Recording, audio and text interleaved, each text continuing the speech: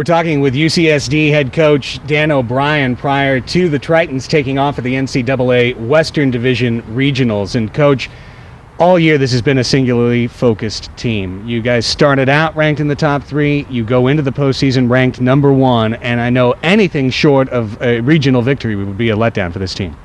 Yeah, like you said, we're very focused. And I think that this is a team that's not – we haven't been preparing to get to a regional and then hopefully win the regional. We've been preparing to win a national championship, and this is, for us, the next step. I thought the regular season our guys did a phenomenal job with everyone gunning for us, and then the CCA tournament, once again, people gunning for us, and our guys stepped up again, and so this is just the next step. You know, and for people who might be a little bit late to the party on UCSD baseball, they might go, oh, wow, this is a team that's come out of nowhere and they're number 1 in the country. No, and that's kind of the point. You guys went to the College World Series last year. You suffered a walk-off loss. That was something that's hung in the team's mind, a very senior-laden team's mind, from that date until today. Yeah, it was it was a tough way to end last year, but you do what you can with it. You use it as motivation, and I think a lot of our guys, in fact this week a couple of the players were commenting that the dog pile, watching Emporia dog pile at the end of that game was all the motivation they needed to work hard in the summer and the fall. And these guys have been working their tails off. I mean, we've been together 8 months, this team, and we've been grinding away, and all with that focus to get back to where we were last year and finish what we started. Boy, when you talk about what the UCSD Tritons do right out on the field, I mean, you have to talk about every aspect of the team. From a head coach's standpoint, I think I have to start with pitching depth, because any college coach knows if I can go 4 deep in my rotation, I've got a chance in tournament baseball, playoff baseball. Yeah, it all starts on the mound, and that's in every level, and everybody knows that.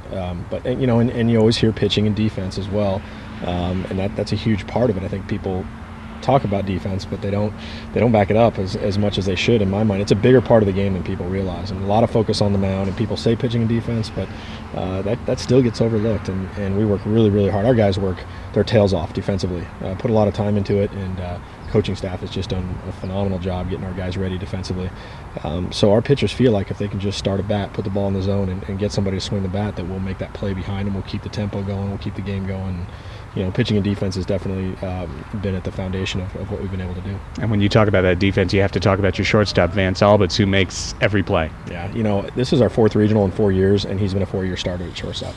And I think that says a lot. I mean, he's been the heart and soul of this team for 4 years, and he's leading off for us, and he's in the middle of the diamond for us as our captain. And you can't say enough about Vance Alberts. He's one of those guys that you can watch him play a game, but you're not going to truly appreciate Vance Alberts until you watch him play a full series or hopefully part of a season, because he day in and day out is just a fantastic competitor. He's a warrior.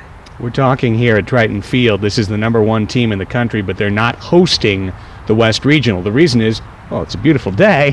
If we were here at night, we'd be standing in the dark. There are no lights here.